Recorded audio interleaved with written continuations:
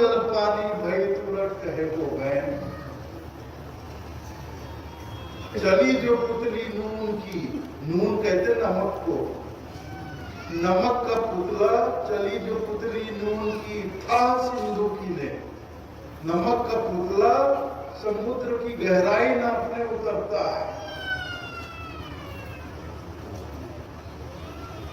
जैसे ही उतरता है, पानी में उतरते ही वो भूल जाता है। आपन गल पानी भई, सागर में उतरता है तो पानी में घुलकर वह नमक का पुतला स्वयं पानी हो जाता है, स्वयं सागर हो जाता है। और जब स्वयं सागर हो जाता है फिर वापस आने का कोई उसका माध्यम भी नहीं रह जाता, नहीं रह जाता कि वापस आकर वो बताए कि सागर की कितनी गहराई है, कि सागर का रंग रूप कैसा है, उसका आकार प्रकार कैसा है, नहीं बता सकता क्योंकि वो तो मिट जाता है। अगर ना घुले पानी में और पूरी गहराई तक नमक का पुतला जाए और गहराई नाप कर वापस निकले, तब वो दुनिया को किसी को बोल भी सके कि हाँ भाई मैंने सागर को नापा, इतनी गहराई है, इतने मीटर की गहराई है, मैंने नापा। लेकिन पुतला तो नमक का है, वो तो पानी में उतरते ही घुलने लगेगा और थोड़ी दूर जाकर पूरा घुल जाएगा और सागर में ही मिलकर सागर हो जाएगा। जो सागर में मिल गया वो सागर।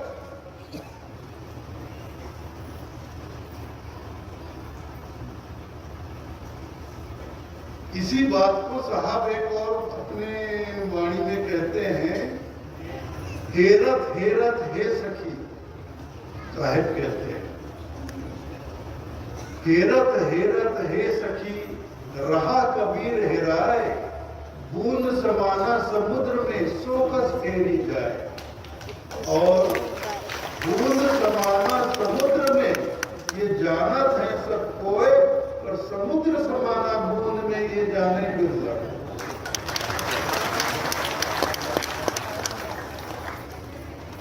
हेरत हेरत है सखी, रहा कबीर हेराए, बूंद समाना समुद्र में सोकस फेरी। जो पानी की बूंद एक बार सागर में गिर गए, समा गई, उसे कैसे निकाला जा सकता है? कोई तरीका है? दुनिया के पास कोई उपाय है, कोई तरीका है कि कोई पानी की एक बूंद आकाश से टपक कर समुद्र में समा जाए, उसको वापस निकाला जा सके उसी बूंद को?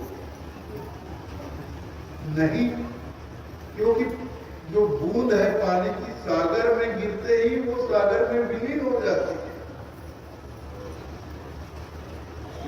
तो बूंद समाना समुद्र में ये जानत है सबको, ये तो सब देखते हैं, सब समझते हैं, सब जानते हैं कि पानी की बूंद आसमान से गिरती है सागर में तो सागर में समा जाती है।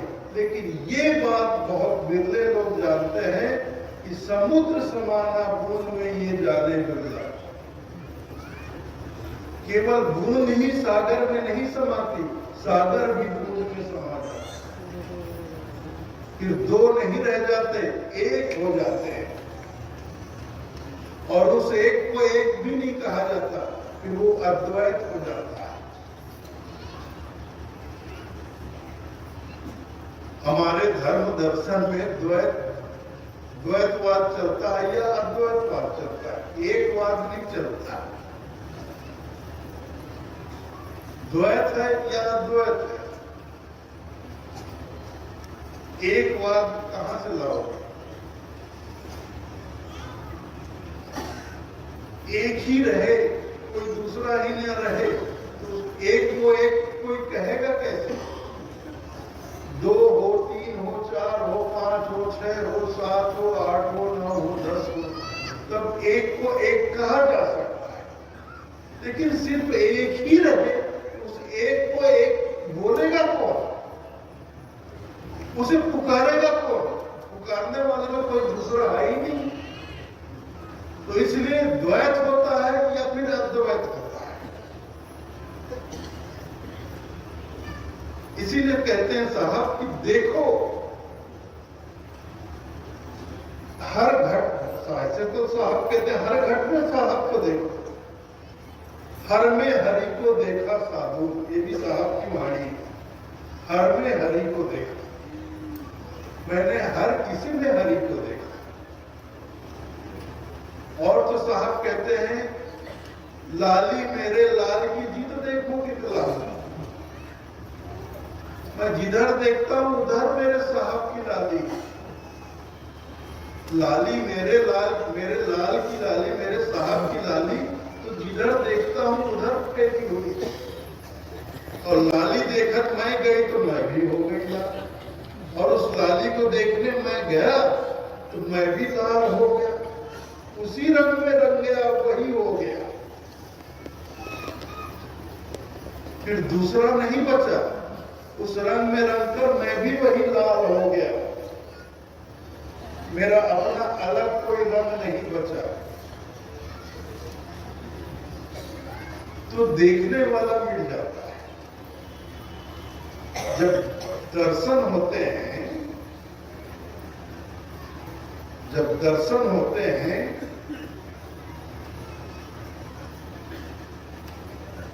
तब दर्शन के पश्चात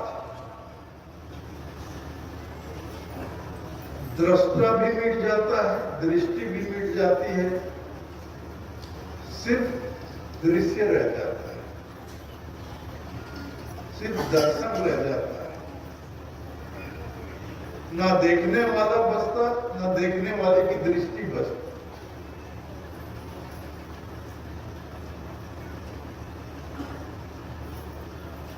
ऐसा ही होता है। इसीलिए साहब कहते हैं देख देखत देखत ऐसा देख, मिट जाए दुनिया हो जाए। देखत देखत ऐसा देख, मिट जाए दुनिया हो जाए, कि दो का भाव ही खत्म हो जाए। देखना है तो ऐसे देखो कि जिसे देखो उसमें समाकर वही हो जाओ। ये दो का भाव